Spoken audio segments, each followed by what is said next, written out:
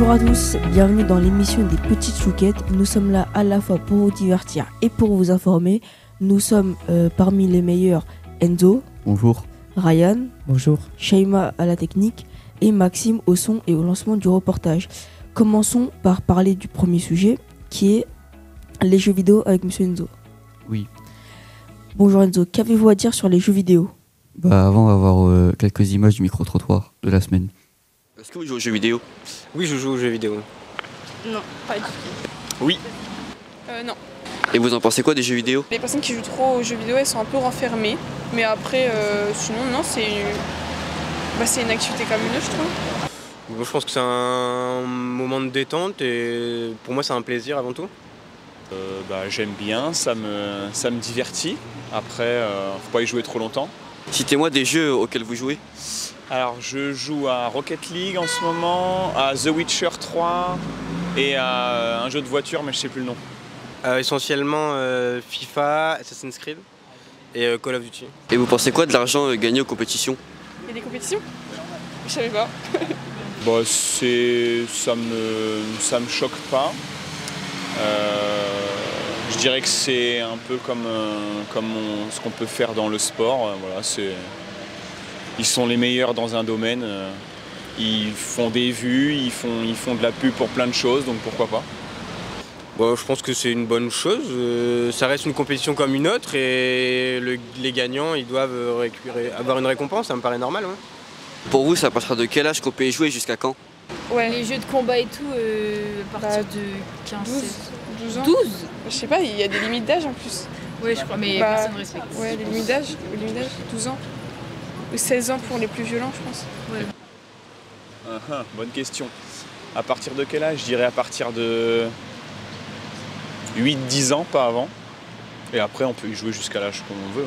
En fonction de la légalité du jeu, si c'est possible de pouvoir jouer, j'ai pas de problème avec ça.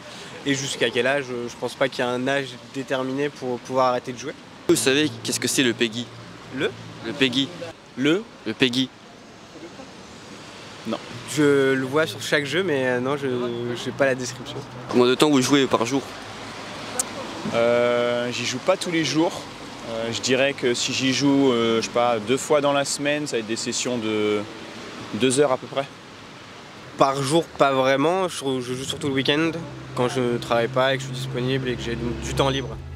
Merci beaucoup Enzo pour ces micro-trottoirs. Donc qu'avez-vous à dire sur les jeux vidéo ? Que pour certaines personnes, c'est une passion. Pour d'autres, c'est un métier comme les youtubeurs. Il y en a qui disent que ça rend bête et que c'est nul, mais il n'y a pas que des jeux violents. Il y a aussi des jeux éducatifs. Pour tous les âges, les grands, les petits, les vieux, les jeunes. Et il y a plusieurs types de jeux. Il y a les jeux de sport comme FIFA, UFC, NBA. Les jeux de combat comme Storm 5, Street Fighter, Mortal Kombat. Les jeux de voiture comme Need for Speed, Forza et plein d'autres types de jeux. Il y a plusieurs plateformes aussi comme les jeux mobiles, les jeux consoles, les jeux PC. Et plusieurs générations qui changent les FPS, les graphismes. Il y a aussi des jeux exclusifs sur certaines générations et certaines consoles. Merci beaucoup de nous avoir parlé des jeux vidéo, mais pouvez-vous nous préciser plus qu'est-ce qu'est le PEGI ? Le PEGI, c'est ce qui a marqué en général sur les trailers des jeux vidéo ou en bas des boîtes à droite. Et c'est ce qui sert à montrer c'est à partir de quel âge qu'on peut jouer au jeu. Il y a le PEGI 3, le PEGI 12, le 16 et le 18. D'accord, merci beaucoup Enzo de nous avoir parlé du sujet des jeux vidéo. Maintenant, on va parler du deuxième sujet qui est le sport. Pour ma part, j'ai fait une chronique sur le sport. Il y a notre invité Ethan Frary qui nous attend à la mairie, que nous allons voir pour l'interviewer. Mais avant ça, on va vous montrer un micro-trottoir. Est-ce que vous pratiquez un sport? Si oui, lequel? Ouais, alors moi je pratique surtout beaucoup de marche et du foot aussi. Ah ouais, toutes les deux. Du rugby. Et moi, je fais du hand. Alors oui, je pratique du sport et je fais du tennis.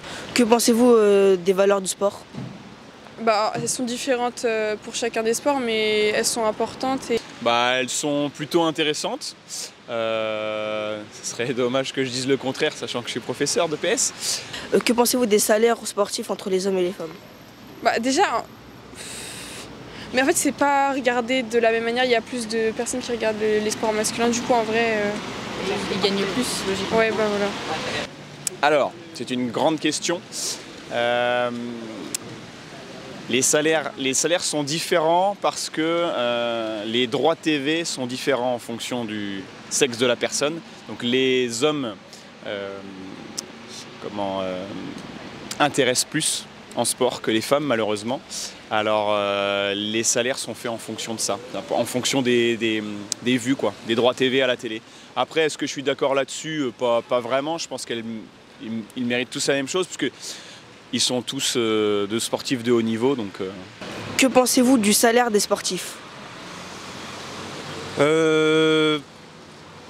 Ça va de pas grand chose à énorme, mais je pense que chacun gagne ce qu'il a à gagner et je n'ai pas d'avis forcément là-dessus.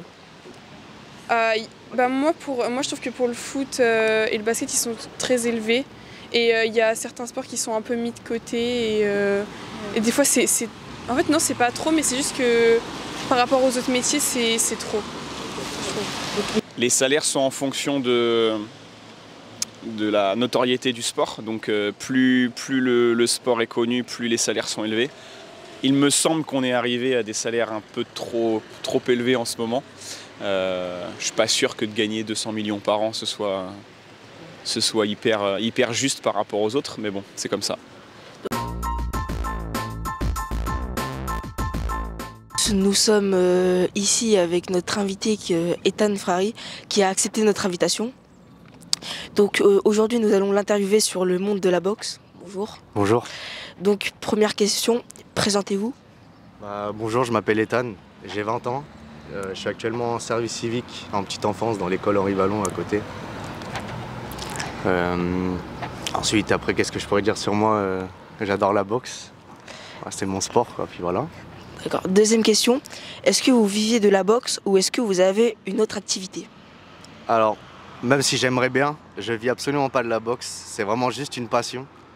Même les entraînements que je peux donner, c'est vraiment que du bénévolat.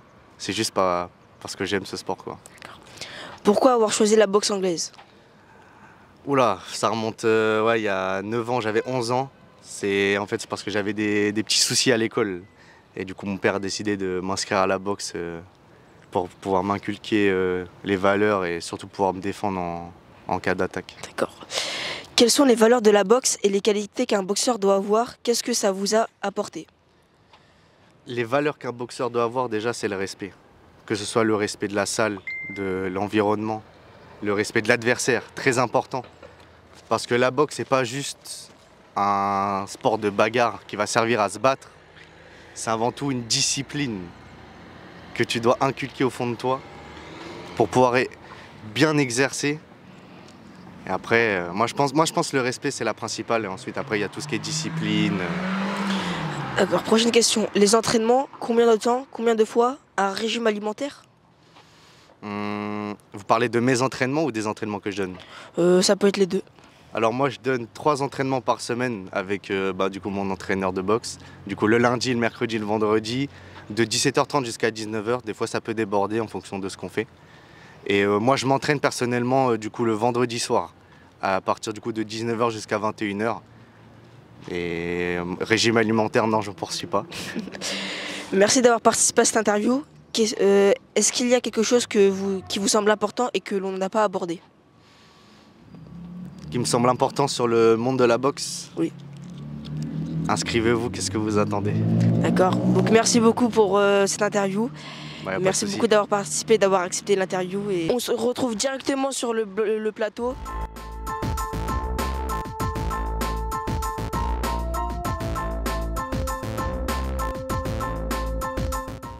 Alors, il n'y avait pas trop de gens sur la route? Non, ça va, la route est assez calme. Donc, nous avons fini d'interviewer notre cher invité Ethan Frari. Le sujet du sport est maintenant terminé. Passons au troisième sujet, qui est le sujet des réseaux sociaux avec mon cher ami Ryan. Bonjour. Bonjour. Qu'avez-vous à dire sur les réseaux sociaux? Alors j'ai préparé une chronique sur les réseaux sociaux, mais d'abord on va voir ce que les gens pensent. Utilisez-vous des réseaux sociaux? Oui, j'utilise les réseaux sociaux. Oui. Oui. Oui. Lesquels? Bah, il y a Insta, Snap, TikTok et Biril, ça compte comme un réseau? Alors j'ai essentiellement Facebook, Instagram et Snapchat. TikTok, Snap et Facebook. Je suis vieux, donc j'utilise que Facebook et Messenger. Que pensez-vous des réseaux sociaux? C'est un peu addictif, quoi. Enfin, c'est super addictif, je trouve. Ouais, on est souvent habitué à y aller pour rien et du coup on fait rien à côté. Moi, ça me permet surtout de communiquer avec des amis et de la famille que je vois pas souvent et d'avoir de l'actualité surtout aussi. Okay. Quels sont les bienfaits des réseaux sociaux? Retrouver une personne, pouvoir s'envoyer des messages, partager nos vies. Ouais, c'est vrai, communiquer avec des personnes qui sont pas à côté de chez nous, c'est important. C'est quand même sympa de pouvoir communiquer ensemble, qu'on soit en France, au Brésil, enfin n'importe où, on peut communiquer ensemble partout dans le monde, donc ça c'est intéressant. On peut avoir quand même des informations de toute la planète quasiment en temps réel, donc ça c'est intéressant. Pour le développement des entreprises, il y a beaucoup de choses qui se font sur les réseaux sociaux. Quels sont les dangers des réseaux sociaux? Il y en a énormément et je pense qu'il faut surveiller. On ne sait jamais finalement l'interlocuteur qu'on a en face. Le cyberharcèlement? Je suis professeur, donc évidemment les histoires de harcèlement et de cyberharcèlement, je les connais. Donc en ça, les réseaux sociaux sont hyper dangereux. Combien de temps passez-vous sur les écrans? J'essaye de diminuer très peu en ce moment. En moyenne, je dirais une petite heure, 1h30 par jour quand même. 1h30, 2h? Pareil, avec les cours 1h30 et après quand je suis chez moi, vraiment c'est beaucoup plus long. Beaucoup trop. Je dirais 4-5 heures.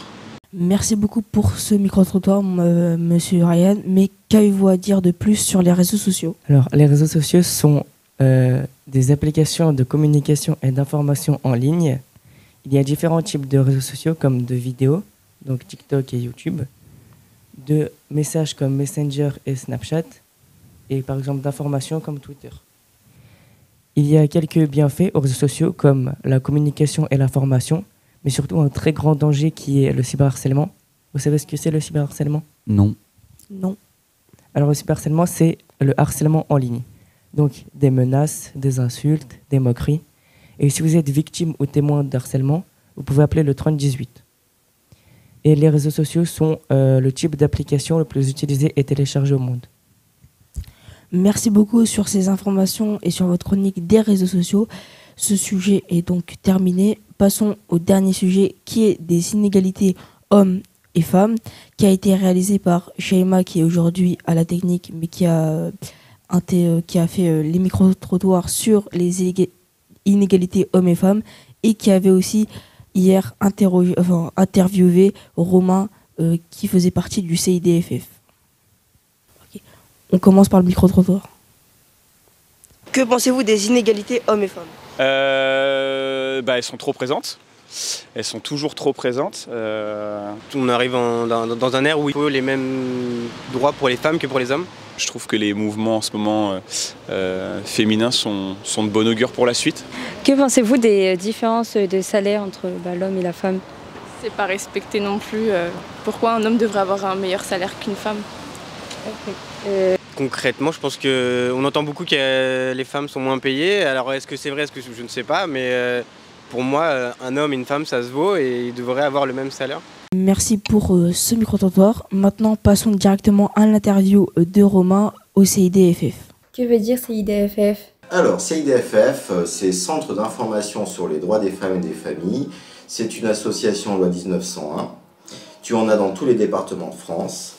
Et nous avons été créés en 1986. Le principal objectif des CIDFF, c'était que les femmes connaissent leurs droits. Voilà. D'ailleurs, historiquement, c'était même pas ouvert aux hommes, c'était juste Centre d'information sur le droit des femmes. Mais vu que c'est un petit peu discriminant quand même, on a rajouté un deuxième F pour famille et on reçoit aussi des hommes. Mais proportionnellement, on est à 80% de femmes et 20% d'hommes au niveau des rendez-vous. Quel est le rôle d'un juriste? Eh bien, un juriste, en fait, c'est un petit peu comme un avocat, sauf qu'on ne va pas au tribunal. Donc, on reçoit des personnes pour des problèmes de droit. Et nous, on est vraiment plutôt spécialisés dans tout ce qui concerne le droit de la famille, c'est-à-dire les séparations, les divorces, les adoptions, tutelle, curatelle, tout ce qui concerne le droit des étrangers, et tout ce qui est violence dans le couple et violence au travail. Et c'est déjà pas mal. Quelles sont les inégalités constatées entre l'homme et la femme? Les inégalités, à la base, au niveau de la loi, il y a une égalité au niveau de la loi. Mais on a vu l'évolution du droit quand même. C'est-à-dire qu'avant, souviens-toi, une femme n'avait pas le droit de travailler sans l'autorisation du mari, elle n'avait pas le droit à son compte bancaire, elle n'avait même pas le droit de vote. Donc voilà, maintenant on va sur l'égalité au niveau de la loi, mais après dans la pratique, on constate encore quelques petits trucs qui ne vont pas, notamment au niveau du salaire, les différences de salaire, les femmes qui n'arrivent pas à arriver à des postes de direction, parce qu'il y a encore des stéréotypes qui existent en France, enfin des gros clichés. Par exemple, souvent on te dit une femme, elle a pas il faut qu'elle s'occupe des enfants, de la maison, donc elle n'a pas le temps de s'investir dans son nouveau boulot. Et puis c'est une femme, tu sais, elle est fragile, donc elle ne pourra pas manager des hommes à forte personnalité. Voilà, donc tout ça c'est des clichés, des stéréotypes qui font que les femmes n'arrivent pas à arriver à des postes de direction. Alors bien sûr, on en a quand même quelques-unes qui arrivent, heureusement, mais là il y a quand même du travail à faire par rapport à ça. Quelles sont les violences les plus constatées et est-ce qu'il y a des sanctions? Beaucoup de violences sexuelles, mais au niveau des sanctions, il y a encore des choses à faire, parce que le problème c'est la preuve. Il y a quand même la présomption d'innocence en France, et on ne peut pas la bafouer. Donc il y a quand même un souci, et on le voit au niveau des statistiques sur les violences sexuelles dans les transports en commun. Je crois que c'est 156 plaintes par jour dans les transports en commun de l'Île-de-France. Enfin, c'est des chiffres hallucinants. Au niveau des violences conjugales, parce qu'on reçoit beaucoup de victimes de violences, bon, la loi elle a quand même évolué parce que il y a quand même des dispositifs qui ont été mis en place avec le téléphone grand danger, le bracelet anti-rapprochement, la convention taxi. C'est quoi la convention taxi? Parce que c'est vrai que je vous parle de choses, mais on ne sait peut-être pas. C'est-à-dire qu'imaginons tu es victime de violence, tu n'as pas de transport en commun, personne ne peut t'amener au tribunal, chez le médecin ou dans un hébergement d'urgence. Et bien là, on fait intervenir un taxi qui va venir te chercher et t'amener où tu veux. Et pour la personne, c'est gratuit. Comment peut-on vous contacter? Directement à notre numéro au siège social au 02 32 33 44 56. Donc là, de toute façon, vous faites CIDFF, Évreux sur Google, vous allez trouver, parce qu'on est 12 rue de l'Espéranto. Mais après, pour les rendez-vous, tu vois, imaginons que tu habites Conches. Voilà, tu habites en Conches. Tu peux aussi prendre rendez-vous directement à la maison France Service de Conches. On a un planning partagé avec le tribunal et une greffière de Pont-de-Mer à la maison de justice peut mettre un rendez-vous sur Évreux. Tu vois, c'est tout commun. Donc, c'est plutôt bien. Vous pouvez nous expliquer qu'est-ce que c'est la mixité des métiers? Un métier est dit juridiquement mixte quand on est dans la tranche 60-40%. Je m'explique. Imaginons le métier d'avocat. Tu as 55% de femmes avocates, 45% d'hommes. Juridiquement, ça sera considéré comme mixte. Mais dans le bâtiment, là, il y a encore des soucis parce qu'on a plus de 80% d'hommes et 10% de femmes. Voilà. Donc là, aller sur la mixité, ça serait dans la tranche 60-40. Et là, aujourd'hui, je crois qu'on est à 19% de métiers dits juridiquement mixtes. Et c'est vrai que la société évolue, parce que pour parler des métiers, je ne sais pas si tu as connu des séries comme Nip Tuck, où là, c'était deux hommes qui faisaient des opérations d'esthétique. Voilà. Et en fait, quand vous avez une petite fille qui regardait ça, elle se disait, moi, le métier de chirurgien, c'est pas pour moi, je suis une femme, je vais faire infirmière. Maintenant, ça évolue. Tu as des séries comme Grey's Anatomy, où maintenant, tu as des femmes qui opèrent. Donc là, les petites filles peuvent se projeter et faire le métier qu'elles rêvent et qu'elles ont envie, quoi. Merci Romain d'avoir participé à notre interview et bonne continuation à vous. Merci à toi, Sheila. Merci à Shaima d'avoir interviewé Romain du CIDFF. Et merci à tous de nous avoir regardés puis écoutés. Qu'en avez-vous pensé? Que c'était bien. C'est une très bonne émission. Vous restez toujours là pour la suite? Oui. Bien sûr. D'accord, un petit mot pour la fin? Merci de nous avoir invités sur cette émission. Ouais, merci de nous avoir invités. Merci encore à la technique qui ont fait un excellent travail malgré qu'on ne les voit pas souvent. Grosse force à eux. Et un petit un mot pour la fin, les petites chouquettes.